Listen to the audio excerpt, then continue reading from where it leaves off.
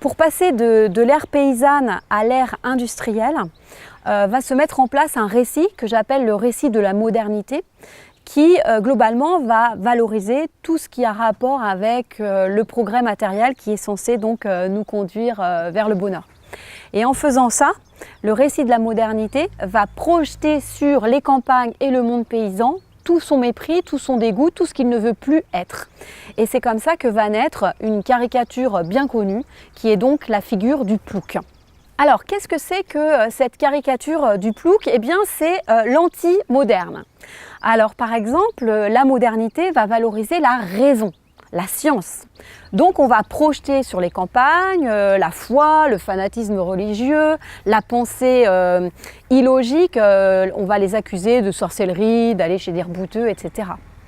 La modernité, c'est la mobilité, donc on va critiquer l'enracinement paysan. La modernité, c'est l'efficacité, l'organisation. Rappelez-vous que la modernité, c'est vraiment les enfants dans les écoles, les militaires dans les casernes, les malades dans les hôpitaux, les ouvriers dans les usines, c'est l'enfermement, tout le monde a son uniforme. C'est l'ordre et la discipline. La campagne va représenter le désordre, un manque d'organisation. La modernité, c'est l'hygiène. L'hygiène des corps, et bien on va projeter sur le plouc la saleté, le contact avec les matières, les excréments, la boue, la vie, la mort.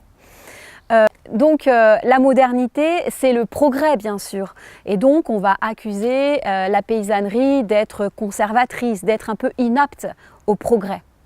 La modernité, c'est aussi le loisir, donc on va projeter sur la campagne l'ennui, on s'ennuie, il n'y a rien à faire. La modernité, pardon, c'est aussi l'ère de l'individualisme. Donc on va considérer comme très négatif tout ce qui va être communautaire, la coercition un peu sociale du regard des voisins, mais aussi la critique et l'inefficacité par exemple des communs. Donc en fait, vous voyez bien que le plouc va incarner donc tous ces mépris, tous ces dégoûts de la modernité. Et donc pendant 150 ans, les populations paysannes, les campagnes vont être dénigrées, dévalorisées vraiment dans ce qu'elles sont.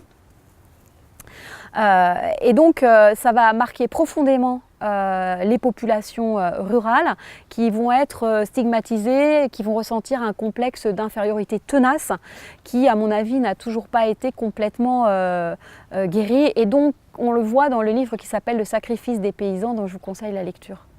Toutefois, je constate que la jeunesse actuelle, eh bien, elle est en train de se libérer de cette caricature du plouc, puisque ces nouvelles générations ont un regard revalorisant sur les sociétés rurales anciennes, sur les sociétés paysannes, où elles ne vont plus voir tous les dégoûts, mais au contraire, elles vont avoir un regard positif sur la proximité avec la nature, sur la question du temps plus lent, sur la sobriété de ces sociétés, sur leur autonomie alimentaire et énergétique par exemple.